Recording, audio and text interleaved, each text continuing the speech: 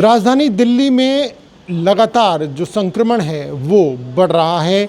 रोज़ाना आंकड़े 20,000 के पार हो रहे हैं और ऐसे में अब 1 तारीख से जो वैक्सीनेशन की प्रक्रिया शुरू होनी है, जिसमें 18 वर्ष से अधिक आयु के लोगों को जो वैक्सीन लगनी है उस पर भी संशय अब बन गया है। दरअसल मुख्यमंत्री आज इसी मुद्दे को लेकर एक अहम बैठक शाम 4 बजे करेंगे।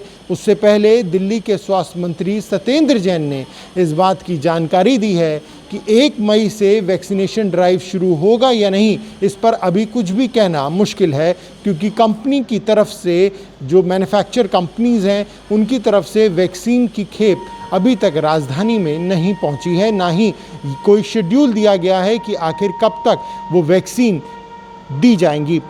गौरतलब है कि कुछ दिन पहले ही दिल्ली के मुख्यमंत्री अरविंद केजरीवाल ने इस बात की जानकारी दी थी कि वो इस ड्राइव को लेकर काफ़ी ज़्यादा उन्होंने जो प्लानिंग है वो की हुई है और बाकायदा 1,34,00,000 वैक्सीन का ऑर्डर भी सरकार की तरफ से दिया है। लेकिन अब दिल्ली सरकार की तरफ से ही ये जानकारी दी जा रही है कि वो वैक्सीन फ़िलहाल कब पहुंचेगी, ये अभी जानकारी नहीं दी गई है।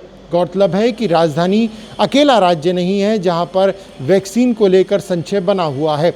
महाराष्ट्र और राजस्थान ने भी इस बात की जानकारी दी है कि 1 तारीख से वैक्सीनेशन ड्राइव उनके राज्यों में भी शुरू नहीं हो सकेगा।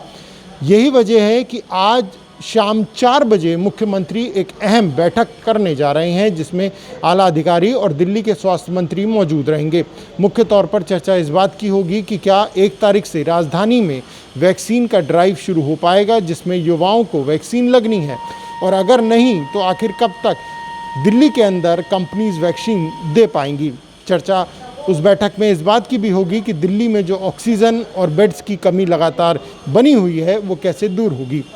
गौरतलब है कि राजधानी में लॉकडाउन के बावजूद हालात सुधरने का नाम नहीं ले रहे हैं और रोज़ाना के जो आंकड़े सामने आ रहे हैं वो बेहद चिंताजनक है। वहीं अगर 1 मई से वैक्सीनेशन के ड्राइव को शुरुआत नहीं हो पाती है, उसे हरी झंडी नहीं मिल पाती है, तो ये भी एक चिंता सरकार के लिए और दिल्ली की जनता के लिए हो जाएगी। दिल्ली से प्रणय शर्मा की रिपोर्ट।